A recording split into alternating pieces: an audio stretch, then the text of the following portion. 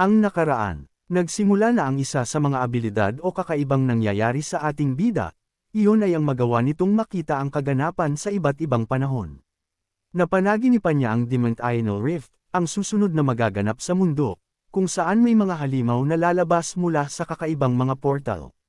Hindi lamang iyon dahil nakita rin niya ang hindi makilalang mandirigma, na kung saan nagpamalas ito ng kakaibang lakas, na ang abilidad at mga galawan ay kahawig ng mga teknik ng per diem. Kaya gustong makilala ni Ghislaine kung sino ang taong ito.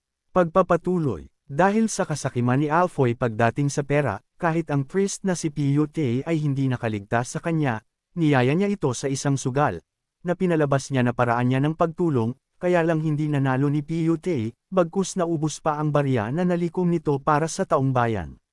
Dahil roon, tumawag ng gusto itong priest na ito sa kanilang Diyos-Diyosan na si Juana, dahilan para mabigyan ito ng revelation, o mas lalong tumaas ngayon ang divine power ng priest, na agad na ikinatakot ni Alfoy. Dito ay tinuro ng isang ito si Alfoy, ang kamay ng salamangkero, at sinasabi kung ano ang hula niya. Hindi na inosente ang kanyang salitaan at galawan, kundi isang nilalang na makapangyarihan at puno ng awtoridad. Sabi pa nito, buksan mo ang iyong kamay, mahigpit na pag-uutos nito, na para bang pag hindi niya sinunod ay tiyak na malulusaw si Alfoy. Dito ay natataranta ang isang ito, talagang kinikilabutan siya, sabi niya sa sarili, putik na ta, bilis exchange magic, tawag nito sa kanyang naimbento na mahika para sa specific na sugal na ito, na ang isang barya ay nakatagos sa ilalim ng kanyang kasuotan at ipapalit lang sa hawak-hawak niya sa kamay.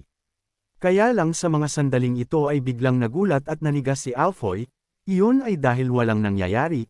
Ramdam niya na hindi gumalaw ang barya, ibig sabihin ay hindi gumana ang kanyang mahika, na pinagtataka niya ngayon.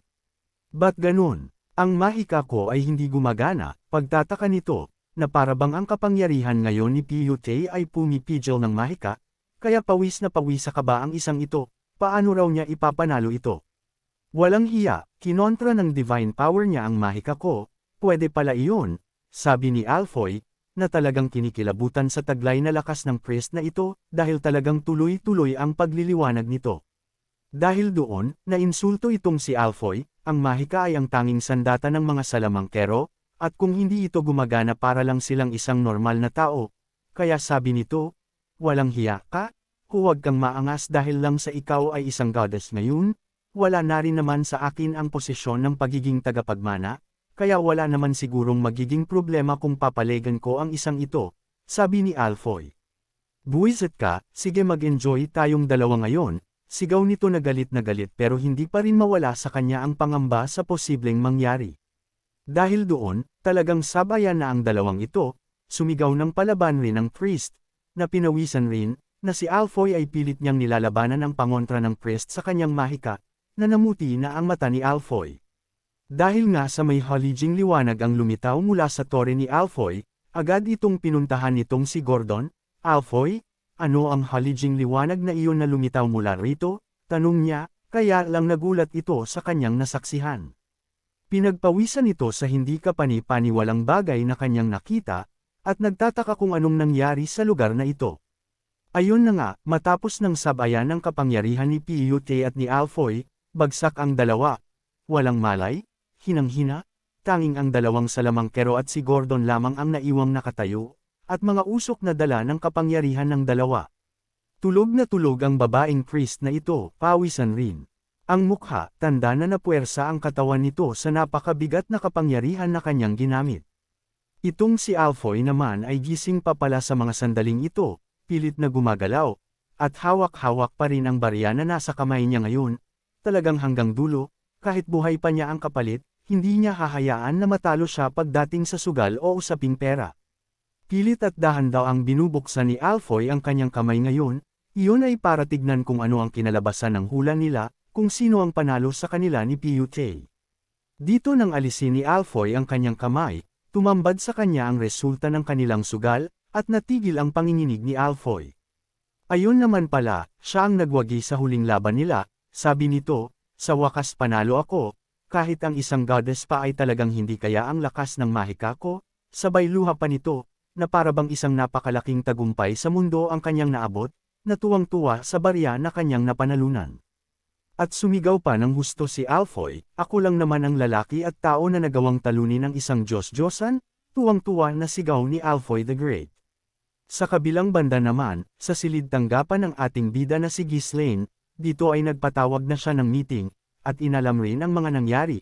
Sabi nito, ang priest na si Piyute ay pinili ng goddess at ngayon ay isa ng saint, tapos sinasabi mo na nagawa mong matalo ang kapangyarihan niya.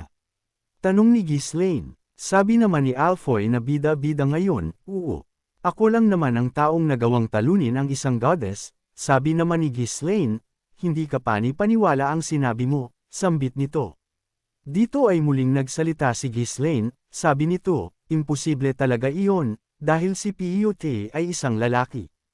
Paliwanag nito, na kahit si Alfoy ay nagulat, ganun rin ako, putik lalaki pala iyon, o tomboy. Dahil doon, agad na in-arm lock ni Kaur itong si Alfoy, walang hiya ka, pangahas ka, talagang harap-harapan kap ang nagsinungaling sa ating kamahalan. Hindi po pinuno?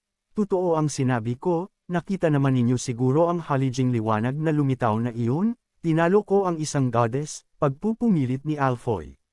Dito ay gulong-gulo talaga si Ghislaine, iyon ay dahil ang goddess ay si Lady Juana, isang babaeng Diyos-Diyosan, at ang divine power ay para lang rin sa mga babaeng priest, pero ang alam ni Ghislaine lalaki si Piyute, kaya imposible.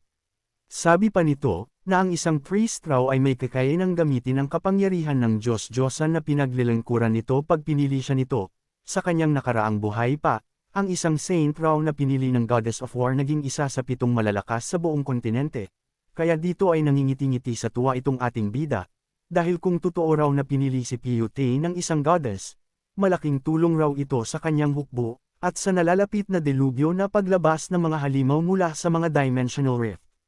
Matapos noon, ay agad na pinatigil at pinatahimik ni Ghislaine ang mga kasama sa paligid, sa pamamagitan ng pagpalekpak nito ng kaisa. Sabi ni Ghislaine, simula sa mga sandaling ito ang ating bida pinakabanta sa ating buhay na si Harold Desmond ay patay na buong linaw na pinakinggan ng mga tauhan ng ating bida, na may tuwa sa kanilang puso. Dagdag pa ni Ghislaine, ang ating teritoryo na Fenris ay mas lalong lumawak ng husto, nadagdagan ngayon ang ating hukbo ng 20,000 na sundalo, at 3 rehiyon sa Hilaga rin ang ating nakuha. Sabi pa ni Ghislaine, ito ay hindi mangyayari kung hindi dahil sa tulong at husay na pinamalas ninyo, kayong lahat, ginawa ninyo ang lahat ng inyong trabaho at makakaya, mahusay, masayang sabi nito. Dahil doon, sila Gillian, Lucas, Kaur, Alfoy, Belinda, Vanessa, at Claude ay tuwang-tuwa ngayon sa pori ni Ghislaine, opo kamahalan, sabi ng mga ito. Matapos ng magandang papuri, tumayo itong si Ghislaine, sabi nito, ngayon simulan na natin ang susunod nating gagawin, na agad namang nagreklamo ang number na reklamador na si Claude, ano? Trabaho na naman, magpahinga naman tayo, sabi nito. At agad na namang naglatag ng mga palusot itong si Claude para lang makaiwas sa trabaho na gagawin nila ngayon. Sabi nito, hindi mo ba nakikita napakaraming dokumento sa harapan ko ngayon, bilang ng mga tao, karagdagang sundalo, paggawa ng mga nasirang gusali, mga bantay ng teritoryo, pagkuha ng mga bagong empleyado na magproseso ng mga dokumento na mula sa kabisera, mamamatay na raw siya sa dami ng trabaho niya ngayon. Sabi na lang ni Ghislaine, trabaho mo iyan, gawan mo ng paraan. Dito ay naging seryoso bigla ang mukha ni Ghislaine, sabi nito, pag-aralan natin ngayon ang sitwasyon. Ngayon nakasapi na tayo ng mga loyalista, at mas lumawak ang ating teritoryo, lahat naman na siguro alam na kung sino na ang kakalabanan natin ngayon. Tanong ni Ghislaine, dito ay tumahimik ang mga ito, naging seryoso ang mukha, pero walang takot, hindi nag-aalinlangan, na nangangahulugan na sa lahat ng laban ni Ghislaine ay sasama sila. Sabi nitong si Gillian, opo, direkta na nating kahaharapin ngayon ang angkan ng Duke Delphine, matapang na sagot nitong si Gillian. Nang sabihin yun ni Tatang, agad napahawak sa ulo itong si Alfoy, buwizard talaga, anong masama ang ginawa ko sa buhay at nasangkot ako sa inyong mga mahilig sa gulo, puro na lang digmaan ang gusto, sabi naman ni Kaur, ano? Hindi ba ikaw ang taong nakatalo ng isang goddess? Bakit natatakot ka sa kalaban na tao? Sabi nito na naghahanda na naman sa isang pananakal. Agad na humarap si Ghislaine sa malaking mapa na naririto ngayon sa silid, naan sa malapit rin naman si Belinda. sabi ni Ghislaine, gustuhin man natin o hindi, wala tayong magagawa, kailangan talaga natin silang harapin. At sabay hampas nito ng kanyang palad sa mapa na nasa harapan niya ngayon. Sabi nito, ngayon ang lugar kung saan magkakaroon ng digmaan ay hindi na lamang sa Hilaga, kundi ang buong kaharian na ng Luthania, paliwanag nito sa kanyang mga tauhan, na mas malawak na ang magaganap na digmaan. Sabi pa ni Ghislaine, ang susunod nating target ngayon ay ito, turo niya sa isang teritoryo na nasa mapa. Dito ay agad na nakilala ni Lucas at ni Gillian ang nasabong teritoryo, sabi naman ni Gillian, ang lugar na iyan ay ang teritoryo ni Marquess Roderick sa kanluran. Sabi pa ni Ghislaine, ang silangan ay halos masakop na ng buo ng loyalista ng pro-Prince Gakshan, kaya hindi na natin kailangan pang mag-alala sa lugar na iyon, kung makokontrol rin natin ang kanluran, magagawa rin nating ma-pressure ang timog, kung saan naruroon ang lahat ng kasapi ni Duke Delphine. Dito ay agad na namang sumabat ang isang ito, napaka-imposible ng gusto mong iyan.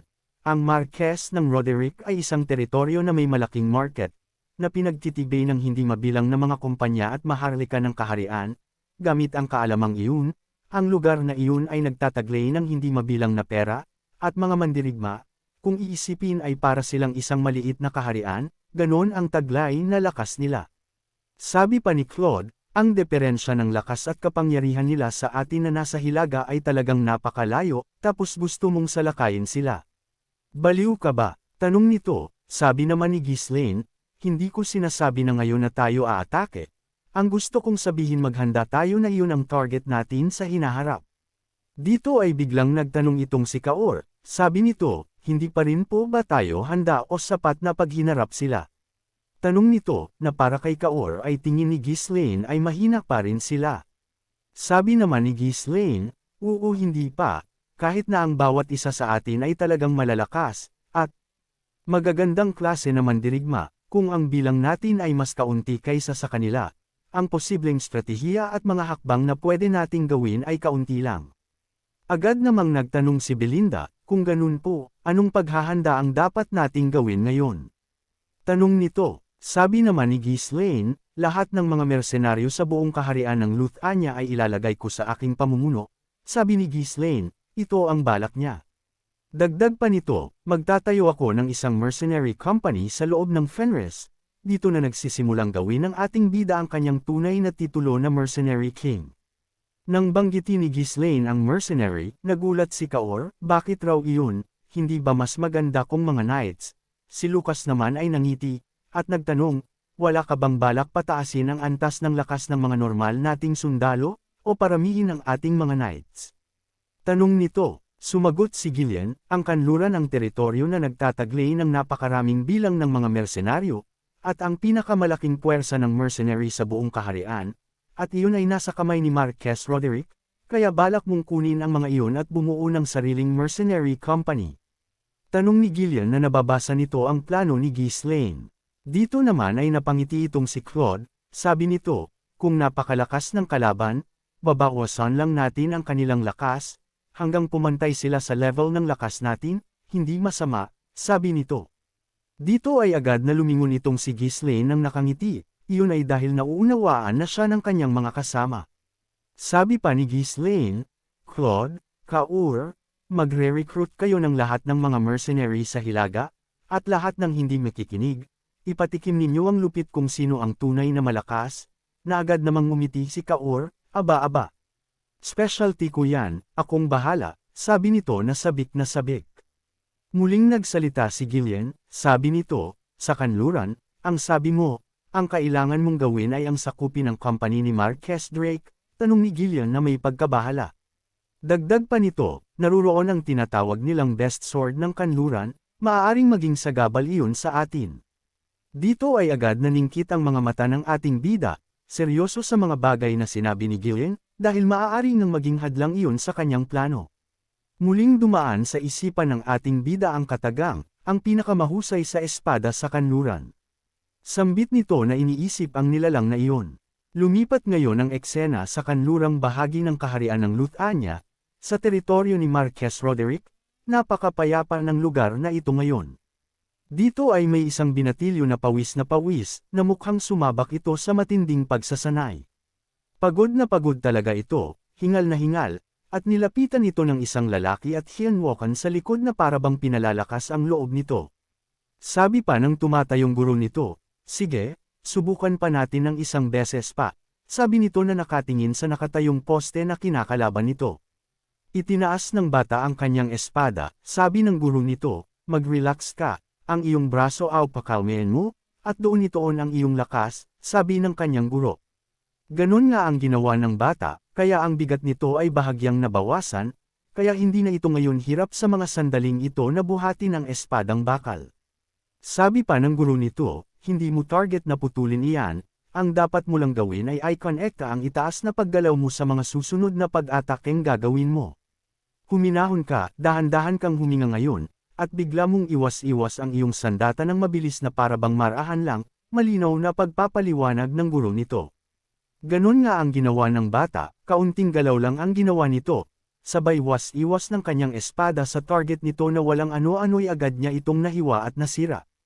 Nang idilat niya ang kanyang mata ay nagulat ito sa kanyang nakita dahil hindi siya makapaniwala na nagawa niyang sirain ito.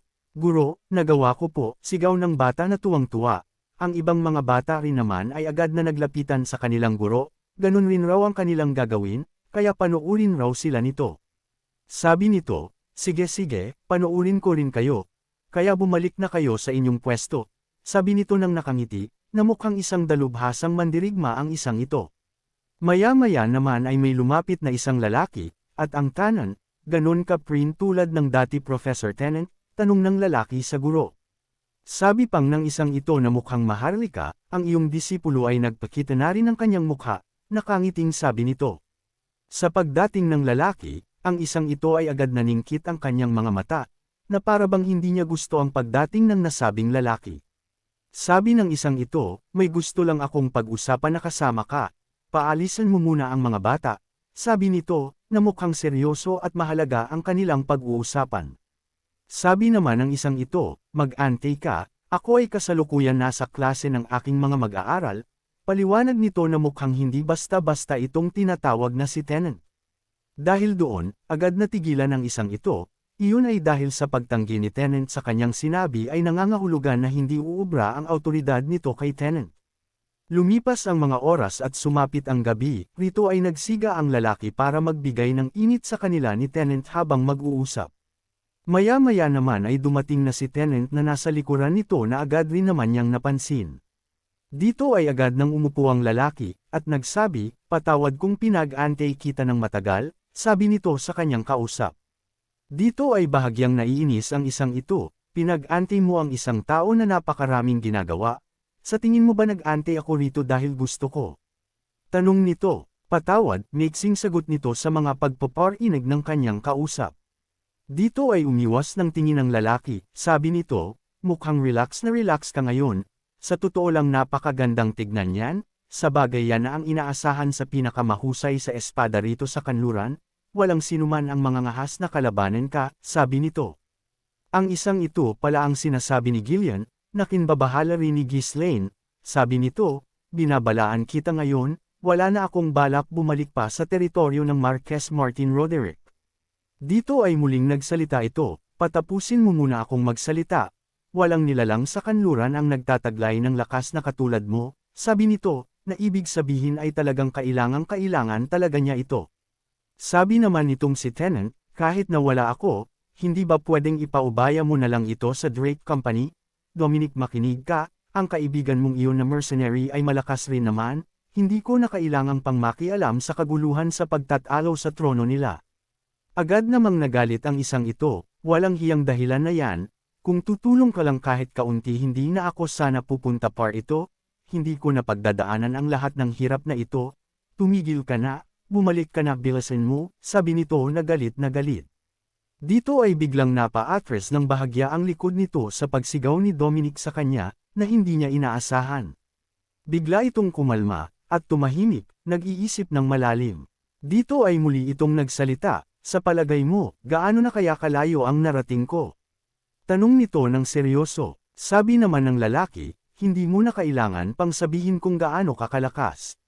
Tumangala ito at tumingin kay Tennant, sa ngayon ikaw ay nasa pinakatugatog na, Pinakamalakas sa lahat, seryosong sabi nito, na sa lahat ng alam niyang malalakas, tanging si Tennant na nasa harapan niya ngayon ang pinakamalakas sa lahat. Dito ay bahagyang nangiti ang isang ito, ang sabi mo ay nasa pinaka-itaas ako. Sabi naman ni Tennant, nagkakamali ka, may isang nilalang na mas malakas kaysa sa akin, sabi nito, na agad ikinagulat ng maharlikang kausap ni Tennant.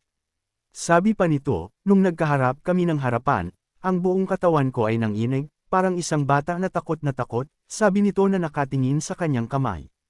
Ano, nanginig ka dahil sa takot sa nakalaban mong iyon? Tanong nito kay Tennant. Hindi, tanging sagot nito, na napatingala na lang, pero ang mga mata ay para bang tinuring na kayamanan ang tagpong iyon. Naalala pa nito ang sandaling iyon, ang sandaling ang espada ng kanyang nakalaban ay nakatutok sa kanyang isang mata, o 10 pulgada, na nangangahulugan na siya ay natalo sa labang ito, dahil ramdam niya ng panahong ito ang kamatayan ng mga sandaling nagtama ang kanilang espada. Sabi pa nito habang inaalala ang mga sandaling iyon, isang hindi maipaliwanag na kaligayahan ang naramdaman ko noon, sabi nito, dahil may tumalo sa kanya, ibig sabihin ay hindi pa niya naabot ang pinakamalakas sa lahat. Dito ay agad na kinilabutan ang isang ito, dahil ang kinikilala niya na pinakamalakas sa lahat ay naging taunan pala, bagay na hindi niya alam. Sabi pa nitong si Tennant, sa kalagayan ng kanluran ngayon, sinasabi ko sa iyo, walang mandirigman na naabot ang lakas ng taong iyon, seryosong sabi nito. Dagdag pa nito, gusto kong maramdaman uli ang pakiramdam na iyon, kung maaari lang, sabi nito na ang mga mata ay sabik na makaharap ng isang nilalang na tatalo sa kanya, na napakalakas. Gaano kaya kalakas ang isang ito, sa mga nakakaalam sa novel?